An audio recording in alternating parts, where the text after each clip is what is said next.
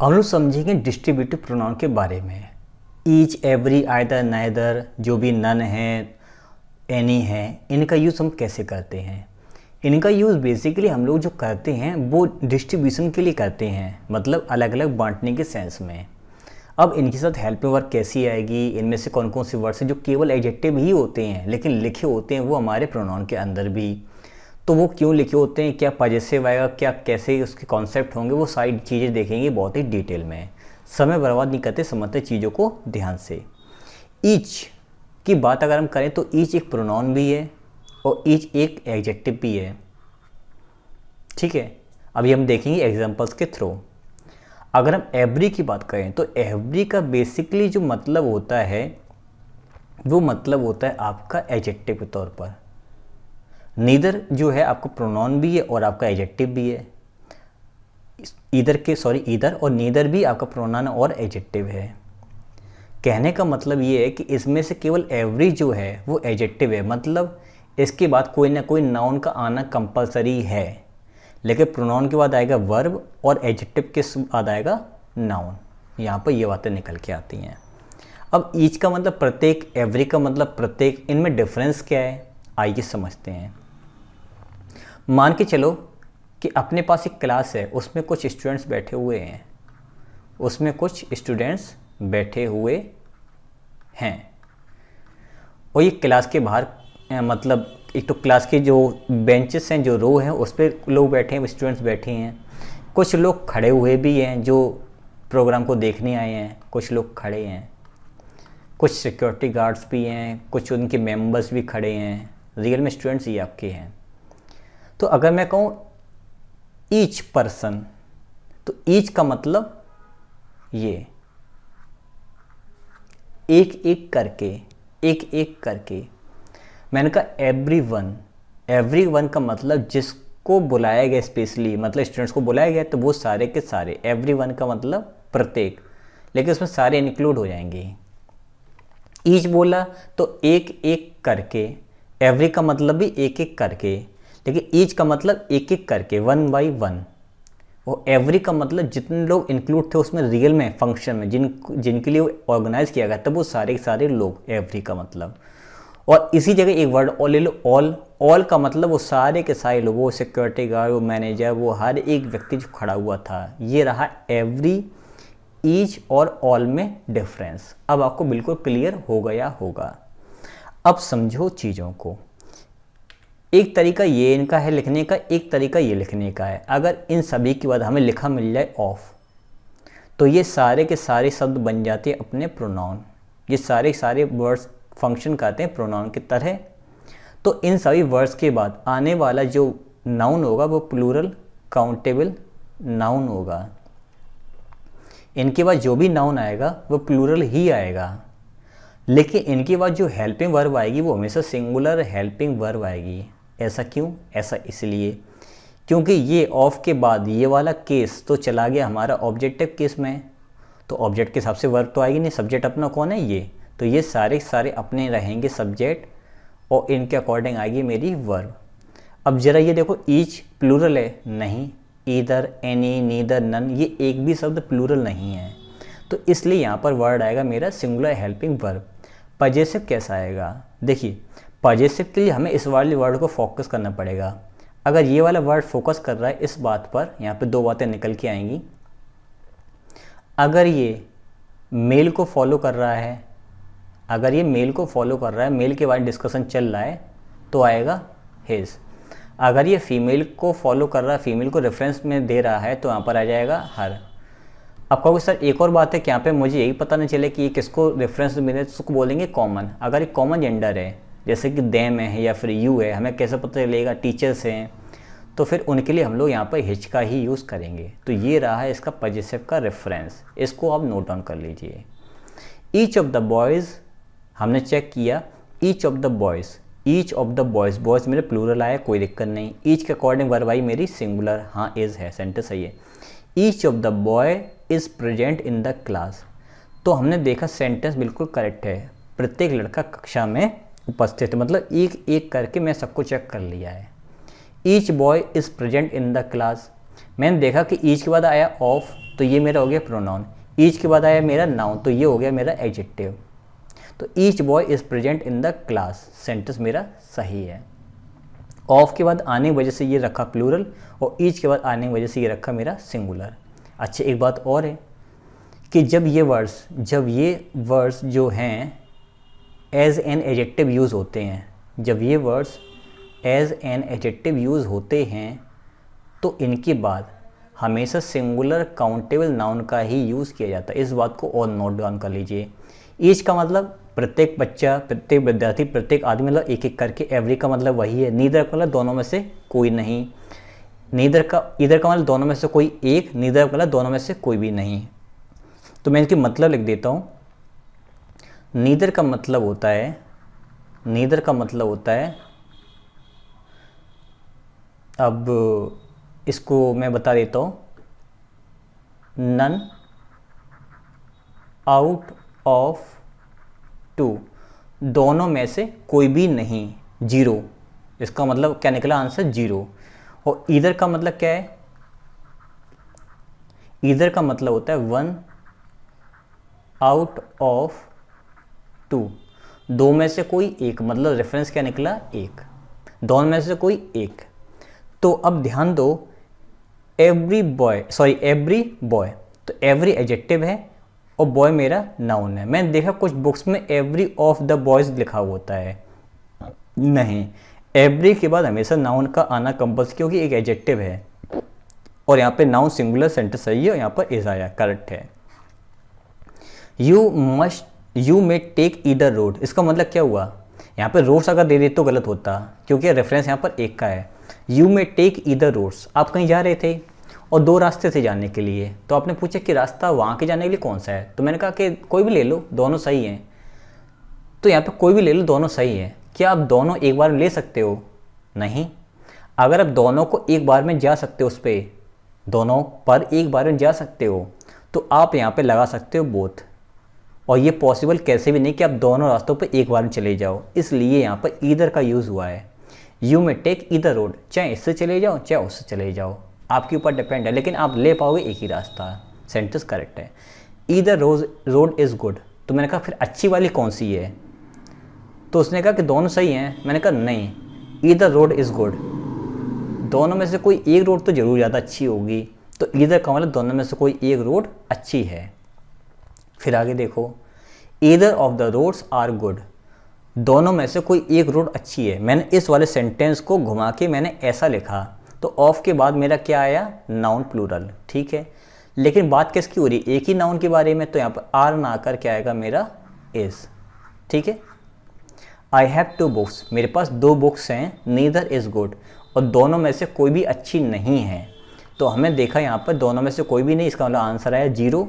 तो यहाँ पे वर्ब आई Mary is correct. Neither of the books are good, दोनों में से कोई भी किताब अच्छी नहीं है, तो ये तो सही है, लेकिन नीदर के अकॉर्डिंग वर्ब आएगी is. Each of you may go now, ये यू प्रॉब्लम कर रहा होगा। यू का मतलब तुम भी होता, तुम लोग भी होता है। Each of you may go now, आप लोग अब जा सकते हो, मतलब आप में से प्रत्येक लोग जब जा सकते हो। सेंटेंस अपना करेक्ट है। Each of the 5 students introduced before the gates, यानी कि 5 में से प्रत्येक विद्यार्थी ने इंट्रोड्यूस यानी कि इंट्रोड्यूस किया, अपने आप को परिचय दिया बिफोर द गेस्ट। थोड़ी सी प्रॉब्लम सेंटेंस में है। इंट्रोड्यूस एक मेरी वर्ब है जो रिफ्लेक्सिव प्रोनाउन को फॉलो करती है। हमने ध्यान दिया बिफोर, तो मेरा यहाँ पर एक प्रपोजिशन है, और गेस्ट इसका हो गया ऑब्जेक्ट। तो यहाँ पे कोई भी इसका इंट्रोड्यूस का ऑब्जेक्ट नहीं है, इसलिए अब मैं क्या करूँ? हिमसेल्फ लगाऊं, क्या लगाऊं? अब ध्यान दो, ईच ऑफ द 5 स्टूडेंट्स, प्रत्येक विद्यार्थी ने, यानी प्रत्येक 5 विद्यार्थी में से प्रत्येक ने एक एक करके अपने आप को गेस्ट के सामने इंट्रोड्यूस किया। इसका मतलब एक एक करके। हमने ये भी सीखा था, इसका जो पजेसिव आएगा वो हैज़ या हर आएगा, इसका मतलब सिंगुलर का यूज़ चल जाता है। तो यहाँ पर भी हिमसेल्फ आएगा। अब आप सोचिए सर यहाँ पर कि देमसेल्व्स क्यों नहीं आया? सभी ने एक बार में इंट्रोड्यूस नहीं, जैसे कि 5 लोग खड़े हैं, सभी ने अपना नाम एक बार एक साथ बोला, अलग अलग सबका नाम होगा, सबने एक साथ बोला कि सबने अलग अलग करके बोला। कॉमन सेंस की बात, जब भी कोई इंट्रोड्यूस करेगा ग्रुप अपने आप को, तो उसमें एक एक करके बच्चे अपने आप को इंट्रोड्यूस करेंगे। तो एक एक करके करेंगे, इसलिए यहाँ पर आया मेरा हिमसेल्फ। आए थे, आपको ये चीज़ समझ में आई होगी। सेंटेंस मैंने जरूर लिखे हुए हैं, लेकिन कॉन्सेप्ट समझते हैं उनका मैंने बहुत डीपली समझाने की कोशिश की है। अब बात करते हैं ईदर। अगर ईदर के साथ में सेंटेंस में नॉट लिखा मिले तो क्या करें? जैसे कि either boy is not good, either का कॉम्बिनेशन में मिला मुझे नॉट। हमने सीखा था कि जब वेरी का मतलब बहुत है पॉजिटिव सेंस में और मुझे बहुत लिखना नेगेटिव सेंस में, तो वह वेरी के साथ में नॉट लिखने की कोशिश ना करूं तो बेटर है। हम लोग वहाँ पे यूज़ कर देते हैं TOO। हालांकि वेरी भी आ जाता है, लेकिन TOO भी मौजूद है नेगेटिव सेंस में, तो उस सेंस में हम लोग उसको चेंज करते हैं। जब ईदर के समय नॉट मिलेगा, यानी कि दोनों में से कोई भी नहीं, तो उसके लिए फिर हम इन दोनों की जगह पर यूज़ करेंगे नीदर, क्योंकि अपने पास नेगेटिव वर्ड मौजूद है। बोथ के संग में नॉट अगर मिले, मतलब दोनों में से कोई भी नहीं, तब भी हम लोग यूज़ करेंगे नीदर। बोथ अपने साथ में बेसिकली प्लूरल हेल्पिंग वर्ब लाता है, और बोथ का मतलब होता है दो लोग। बोथ का मतलब होता है दो लोग। अगर बोथ के साथ में ये नोट लिखा मिल जाए तो फिर दोनों में से कोई भी नहीं, जो कि हम ऊपर लिख चुके हैं, फिर से रिपीट कर दे रहे हैं, यहाँ पर आएगा नीदर। अब देखो, neither of them did not did their work. अगर हम ध्यान दें यहाँ पर, तो सेंटेंस को मुझे करेक्ट बनाना है कि नीदर ऑफ देम मतलब दोनों में से, उन दोनों में से किसी ने अपना काम नहीं किया है। तो नीदर तो पहले से नेगेटिव है, तो नेगेटिव सेंस में यहाँ से हट जाएगा मेरा नॉट। अगर नॉट चला गया है तो हेल्पिंग वर्ब यहाँ पे अकेली आएगी नहीं, तो यहाँ पे ये चलाएगा जाएगा मेरे साथ में ये भी। तो neither of them did their work. अब ये डिड क्या है भाई? डिड ये सेकंड फॉर्म है डू की, इसलिए सेंटेंस मेरा करेक्ट हो गया। अब दूसरी बात एक और, यहाँ पे देयर किसके लिए आया? नीदर के हिसाब से तो देयर आएगा नहीं, यहाँ पर आएगा हिज, क्योंकि देम यहाँ पर एक कॉमन जेंडर है जिसका मैं जेंडर मालूम नहीं है। समझ में ना आया तो 2-3 बार देखना, तब क्लियर होगा। इसको तोड़ के देखना। Neither of the 100 members are absent. Neither of the 100 members are absent. हमने अभी सीखा था कि नीदर की यूज़ तो दो लोगों के लिए होता है, तो यहाँ पे देम का मतलब दो भी हो सकता है कि उन दोनों में से भी किसी ने अपना काम नहीं किया, तो देम तो यहाँ पे हम लोगों ने कंज्यूम कर लिया, पचा लिया कि हाँ देम का मतलब दो भी लोग हो सकता है। लेकिन नीदर ऑफ द 100 मेंबर्स, यहाँ पे तो अब ज़्यादा लोग आ गए। अब क्या करें? जब ज़्यादा लोग आते हैं तब क्या करें? जब ज़्यादा लोग आए तो नीदर को चेंज करते हैं नन में। कर लो भाई। तो यहाँ पे नीदर को रिमूव करेंगे और यहाँ पे यूज़ करेंगे none. None of the 100 members. अब अगर नन आ ही गया तो फिर यहाँ पर आर हटा के कर देंगे इज़। कुछ बुक्स बताती हैं कि आर भी सही है, बट एग्ज़ाम के पॉइंट ऑफ व्यू से इज करेक्ट माना जाएगा अगर आपको सेंटेंस सही करना है तो। Either boy is not good, हमने फिर से ध्यान दिया कि यहाँ पे ईदर की जगह नॉट आया हुआ है, तो हम क्या करेंगे? हम यहाँ से नॉट को रिमूव करेंगे और ईदर की जगह कर देंगे neither, NEITHER। Neither boy is good. Each of the man did not enjoyed in the party. हमने ध्यान दिया कि यहाँ पर ईदर के साथ में आया डिड नॉट, ये तो मना कर रहा है, तो यहाँ पे डिड नॉट को रिमूव करेंगे और ईदर को चेंज करेंगे नीदर में। दूसरी बात है कि हमें इसके बाद चाहिए प्लूरल नाउन, तो यहाँ पे मैन तो सिंगुलर है, तो यहाँ पे MEN होगा। Neither of the man enjoyed in the party. ध्यान दो, एंजॉयड हमारी एक ऐसी वर्ड जो रिफ्लेक्सिव प्रोनाउन लाती है, उसके बाद कोई ऑब्जेक्ट तो है ही नहीं, ये तो प्रपोजिशन है, तो हम यहाँ पर लिखेंगे हिमसेल्फ इन द पार्टी। अब आपको सर यहाँ पे नीदर के लिए मैन आया, तो मैन तो ज़्यादा लग रहे हैं, तो नीदर का मतलब हो सकता है कि यहाँ पे उन दो आदमियों से कोई एक, तो यहाँ पे नीदर रेफरेंस दे रहा है कि दो आदमी हैं, लेकिन यहाँ पे 100 तो ज़्यादा बताते हैं, यहाँ पे नंबर होना चाहिए तब क्लियर होगा। अब कुछ लोग कहेंगे सर अगर मान के चलो कि ईदर ही मिल गया सेंटेंस में, मान के चलो कि यहाँ पर एवरी, जैसे यहाँ पर लिखा होता ईदर ऑफ द 100 मेंबर्स है ना, और यहाँ पे लिखा होता इज एब्सेंट, तो फिर ईदर को किस में चेंज करते हैं? अगर ईदर ही मिल जाए और वो मोर देन 1 हो, मोर देन 2 हो, तो हम उसके लिए यूज़ करते हैं any one of, any one of का यूज़ कर देते हैं या फिर एनी का यूज़ कर सकते हैं। तो फिर हम इसको चेंज करते हैं यहाँ पर एनी या एनी वन का यूज़ हम लोग यहाँ पर करते। आगे बढ़ें।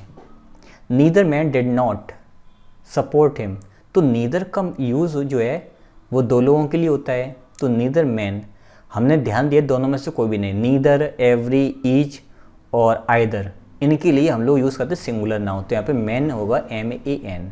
जब ये ऑलरेडी मना कर रहा है तो यहाँ पे डिड नॉट नहीं आएगा। सेंटेंस हमारा सेकंड फॉर्म की सेंस में था, इसलिए ये सेकंड फॉर्म निकल के चली जाएगी supported. Correct sentence.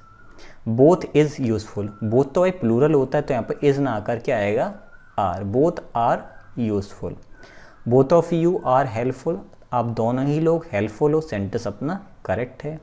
Both boys are helpful, तो बोथ मेरा यहाँ पे तो प्रोनाउन था, यहाँ पे प्रोनाउन था, लेकिन यहाँ पे तो ये नाउन के बगल में आ गया तो नाउन आया, प्लूरल सेंटेंस सही है, लेकिन ये बन गया मेरा यहाँ पर एडजेक्टिव।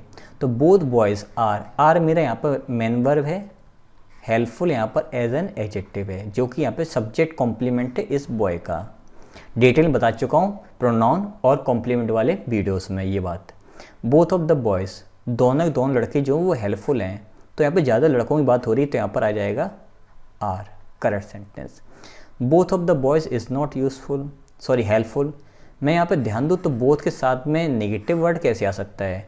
बोथ के साथ में जब नेगेटिव वर्ड आता है तो हम वहाँ पर यूज़ करते हैं नीदर का, तो हम यहाँ पर बोथ की जगह यूज़ करेंगे neither.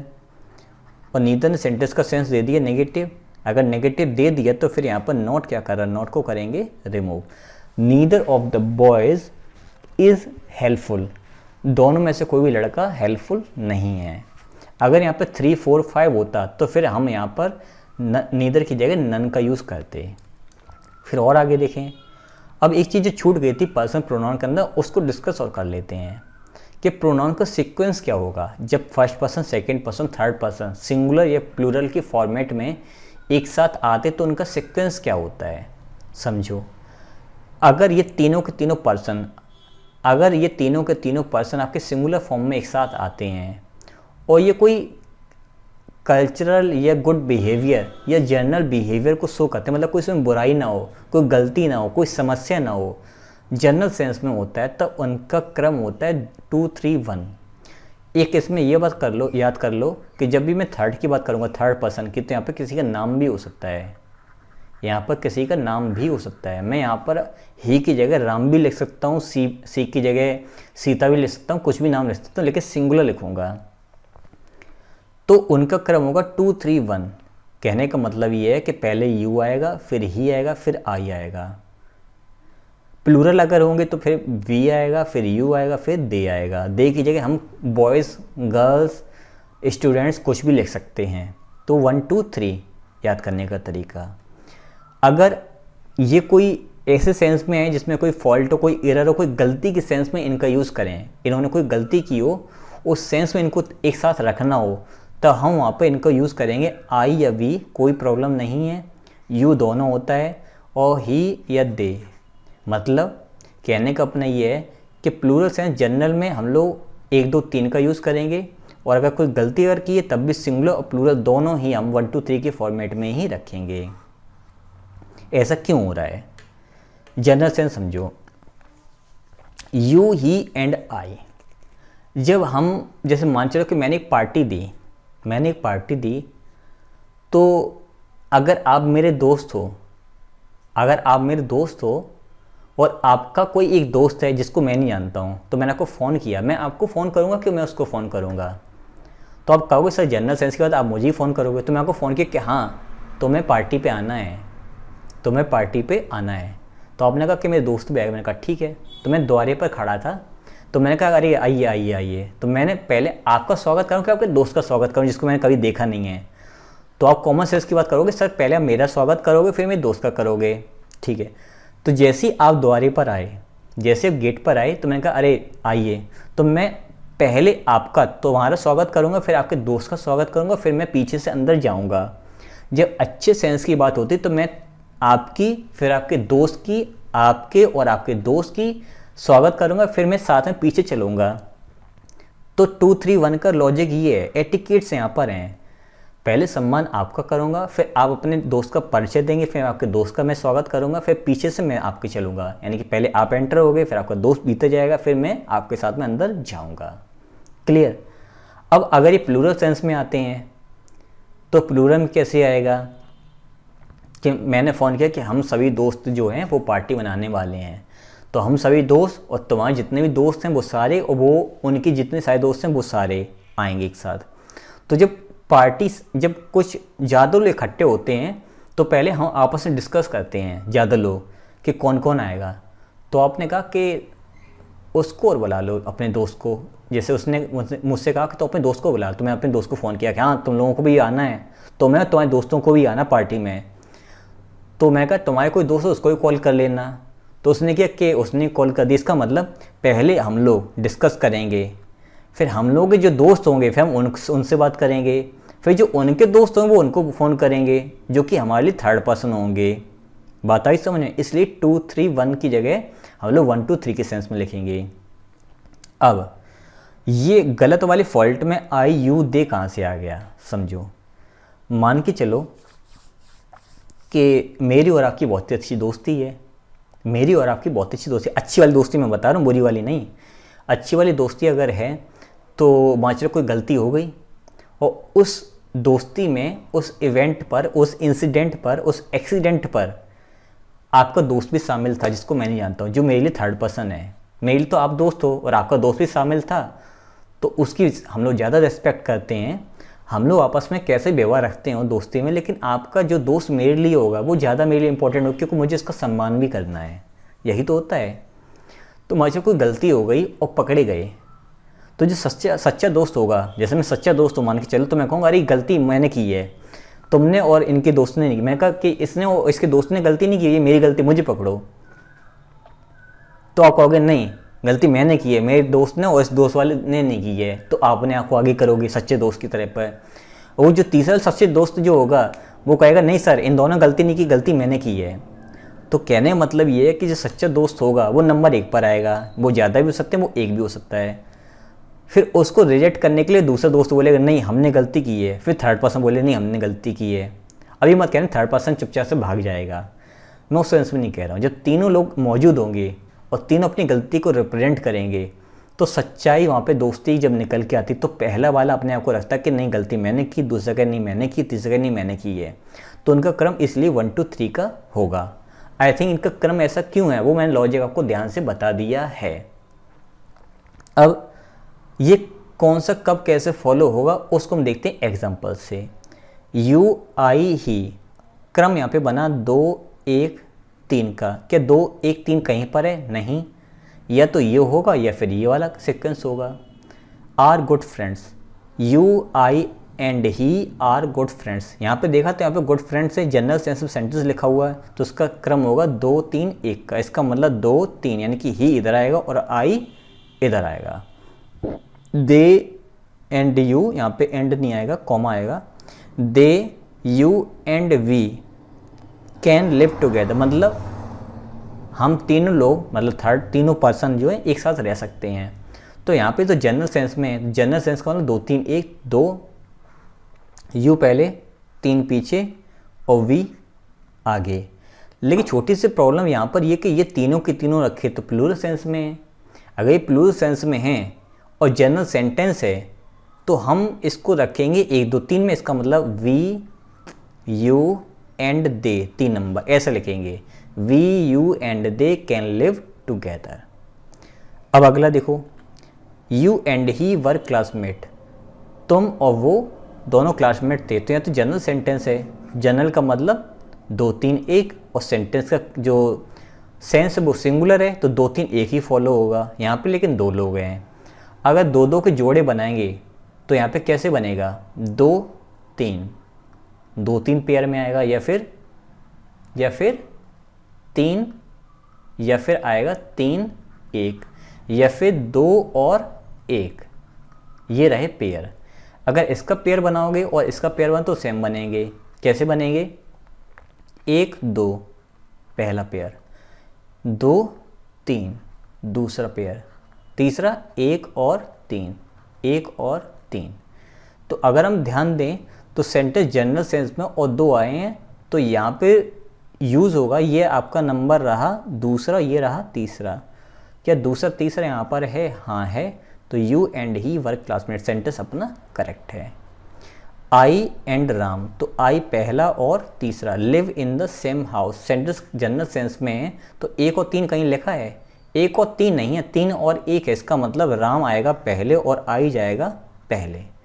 You and I can travel together, मैं और तुम एक साथ ट्रैवल कर सकते हैं जनरल सेंस में।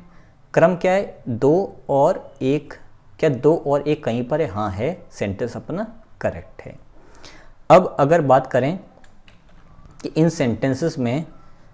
सेंटेंसेस में पॉजेसिव कौन सा आएगा, अगर मैं यहाँ पे बात करूँ कि हिज अवर देयर, क्या आएगा? तो देखो ये आपके रहे सारे के सारे पेयर, सारे के सारे रहे पेयर, या तो तीन का हो गया, दो दो के जोड़े होंगे। अगर इन सभी में देखो, इन सभी में अगर अपना फर्स्ट पर्सन है तो हम रखेंगे अवर। अगर फर्स्ट पर्सन इन जोड़ों में है तो रखेंगे अवर, और अगर नहीं है फर्स्ट पर्सन तो रखेंगे योर। इसमें भी वही चीज़ फॉलो होगी, सेम इसमें भी, इसमें भी। अब ध्यान दो, अगर मैं इन तीनों की बात करूँ, इसमें आई है क्या? हाँ है। तो यहाँ पर जो भी पॉजेसिव आएगा वो केवल अवर होगा, ना हिज होगा ना योर होगा। इसमें मैं चेक करूँ तो यहाँ पर वी दिया है, तो यहाँ पर भी होगा अवर। यहाँ पे मैं चेक करूँ तो यू एंड ही है, क्या यहाँ पर आई है? नहीं है। ना वी है? नहीं, तो यूज़ होगा योर। अगर मैं बात करूँ यहाँ पर, तो यहाँ पर देखो आई है और राम है, हाँ आई है, तो यहाँ पर यूज़ होगा अवर। यहाँ पे यू और आई, हाँ आई है, तो यहाँ पर यूज़ होगा अवर। अवर ही क्यों हो रहा है, माई क्यों नहीं हो रहा है? जब यहाँ पे एक से ज़्यादा लोग हैं तो उनके प्लूरल सेंस में अवर का यूज़ होता है। सेंटेंस में अगर हमें आई मिले तो यूज़ कर देना अवर, और अगर आई नहीं है तो अपने यूज़ होगा योर। अब कुछ लोग कहेंगे अगर थर्ड पर्सन आया तो, थर्ड पर्सन अगर आएगा तो वो अकेला आएगा, प्रेफरेंस देंगे पहले वाले को और फिर देंगे दूसरे वाले को। अगर तीसरा वाला अकेला होगा, देखो तीसरा अगर होगा तो या तो पहले के साथ में होगा या दूसरे के साथ में होगा, अकेला तो होगा नहीं। अगर अकेला होगा तो ही होगा तो हिज आएगा, शी होगा तो हर आएगा। बात आई समझ में? तो इस तरह से इनको हम सॉल्व करेंगे। अब अगला देखते हैं, वी एंड यू, यहाँ पे एंड हटा दें हम लोग, कॉमा लगा दें। We you and they can work together, sentence general sense में तो 1 2 3 का रूल फॉलो होगा, 1 2 3 प्लूरल में भी लिखे हुए हैं, सेंटेंस अपना करेक्ट है। We and they were in the same class, हम और वे एक ही क्लास में थे, जनरल सेंटेंस लिखा हुआ, पहला और दूसरा क्रम, हाँ सेंटेंस सही है।